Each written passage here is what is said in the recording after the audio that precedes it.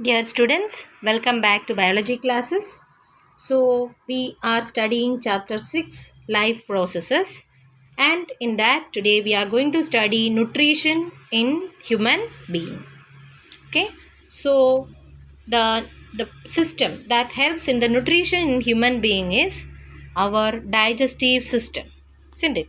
Digestive system consists of alimentary canal and the various glands. So the alimentary canal of human being starts from mouth and ends in anus. Okay, so this is the parts of human alimentary canal. Okay, so it contains mouth, then the esophagus or food pipe, then you can see the stomach, small intestine, large intestine, and anus. So these are the parts of human alimentary canal. Okay, and you can also see some glands associated with that. That is salivary glands located in the mouth, then liver and pancreas. Okay, so these are the parts of human digestive system, that is alimentary canal and the digestive glands. Today we will see the various parts and the various functions of them. Mouth is the first part of the alimentary canal and it has teeth and tongue for the mechanical digestion. Okay, so what is digestion? The process of conversion of complex materials into simpler forms. So mechanical digestion is done with the help of teeth and tongue. Okay, so mouth contains teeth. Okay, and the teeth of human being are described by various terms like heterodont, as they are different in shapes and sizes, and it is known as thecodont, okay, as they are placed in the cavity of the jaws. Okay, and they are known as diphyodont, as two sets of teeth appears. Okay, and tongue, what is the function of tongue? Tongue helps in mixing the food and making the food into bolus.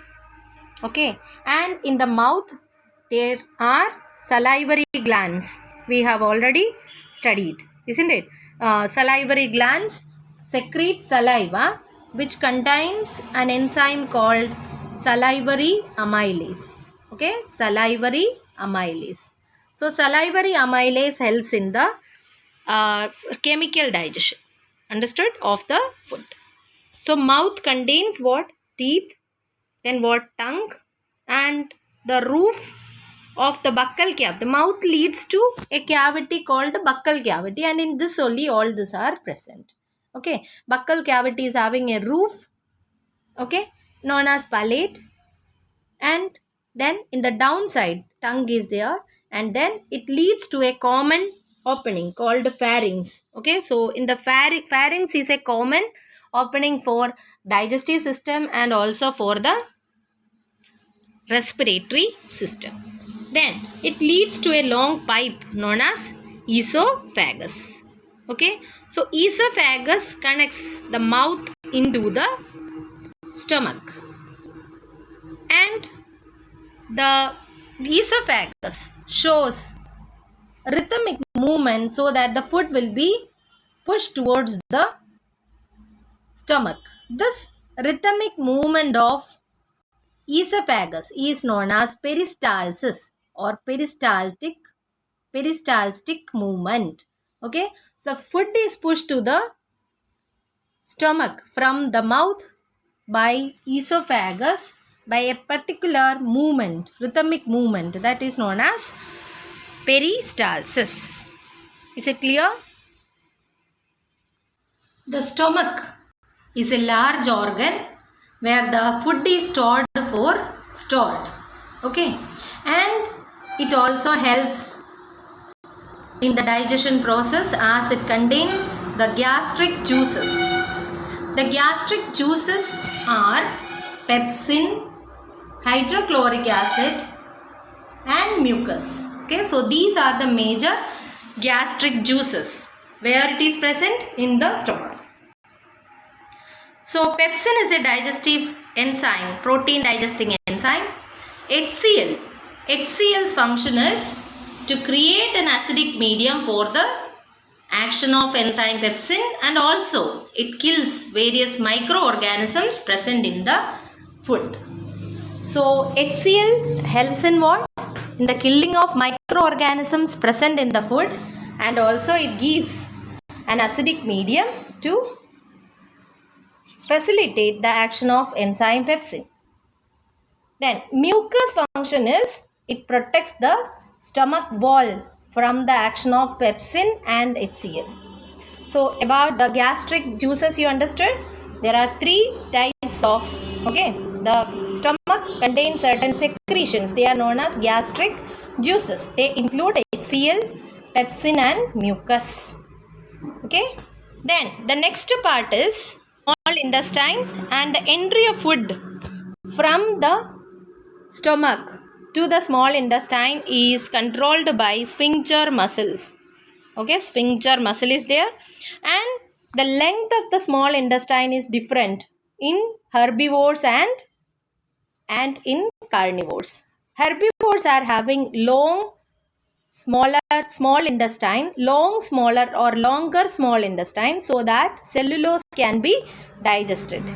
Okay, as meat is easier to digest, the carnivores are having lesser, or the small intestine's length will be less. And small intestine is the site of complete digestion, and it also receives the secretions from liver and pancreas.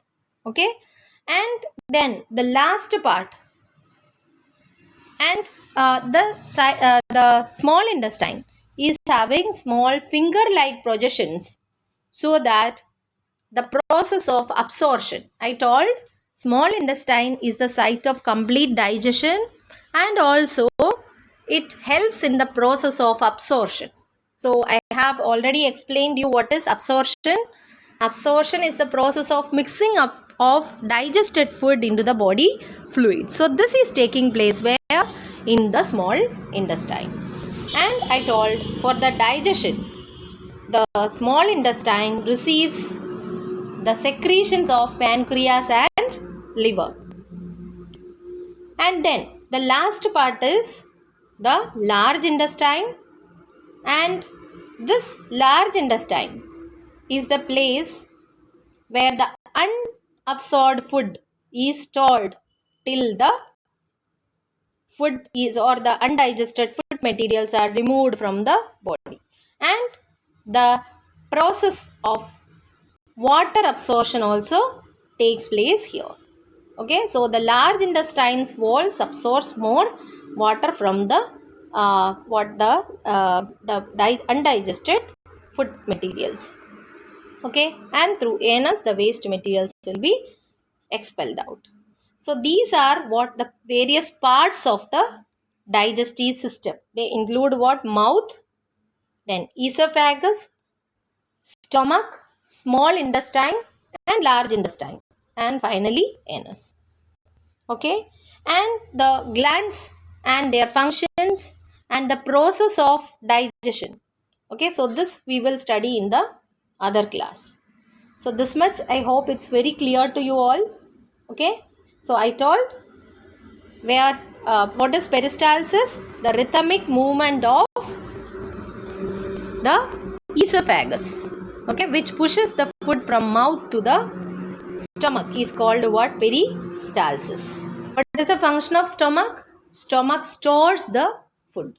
Okay, and I told about the gastric juices. And small intestine is the place where complete digestion and absorption takes place.